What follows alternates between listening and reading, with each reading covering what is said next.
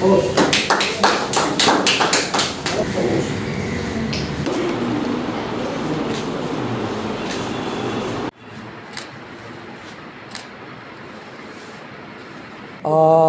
আজি এক ভাল লগা এটা সময়, কাৰণ অসমৰ সংবাদ মাধ্যমত 30 বছৰ প্ৰায় 30 বছৰ গৰকা এখন বাতৰি কাকত, সাপ্তাহিক বাতৰি কাকত কবচক আজি পুনৰ ন সাজেৰে আমি ৰাইজৰ মাজত এৰি দিয়াৰ বাবে আজি এটা অনুষ্ঠান ৰাখিছোঁ।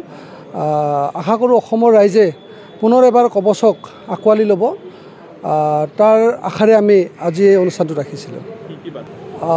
এই বাতৰি কাকতখনত বিশেষকৈ ৰাইজৰ যিবিলাক সমস্যা আছে, বৰ্তমান সময়ৰ যিবিলাক সমস্যাই ৰাইজক জুৰুলা কৰলা কৰিছে, আৰু লগতে আমি চৰকাৰক দৃষ্টিগোচৰ কৰিবলৈ চেষ্টা কৰিম যিবিলাক সমস্যাৰে আমাৰ অসমৰ উন্নতি সাধন কৰিব পৰা যায়।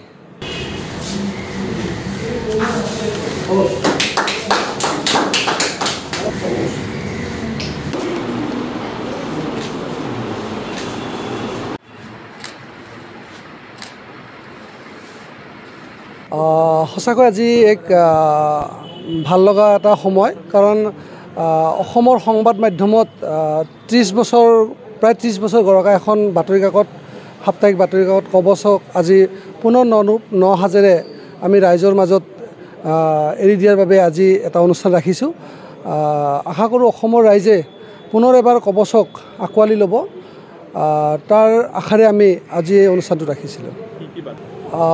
এই বাতৰি কাকতখনত বিশেষকৈ ৰাইজৰ যিবিলাক সমস্যা আছে, বৰ্তমান সময়ৰ যিবিলাক সমস্যাই ৰাইজক জুৰুলা কৰলা কৰিছে, আৰু লগতে আমি চৰকাৰক দৃষ্টিগোচৰ কৰিবলৈ চেষ্টা কৰিম যিবিলাক সমস্যাৰে আমাৰ অসমৰ উন্নতি সাধন কৰিব পৰা যায়।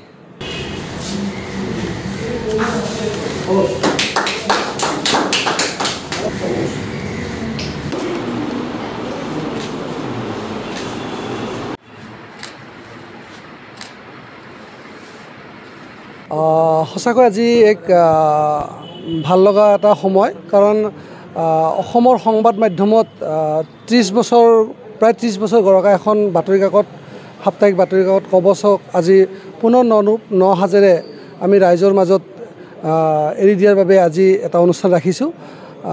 আশা কৰোঁ অসমৰ ৰাইজে পুনৰ এবাৰ কবচক আঁকোৱালি ল'ব, তাৰ আশাৰে আমি আজি এই অনুষ্ঠানটো ৰাখিছিলোঁ। এই বাতৰি কাকতখনত বিশেষকৈ ৰাইজৰ যিবিলাক সমস্যা আছে, বৰ্তমান সময়ৰ যিবিলাক সমস্যাই ৰাইজক জুৰুলা কৰলা কৰিছে, আৰু লগতে আমি চৰকাৰক দৃষ্টিগোচৰ কৰিবলৈ চেষ্টা কৰিম যিবিলাক সমস্যাৰে আমাৰ অসমৰ উন্নতি সাধন কৰিব পৰা যায়।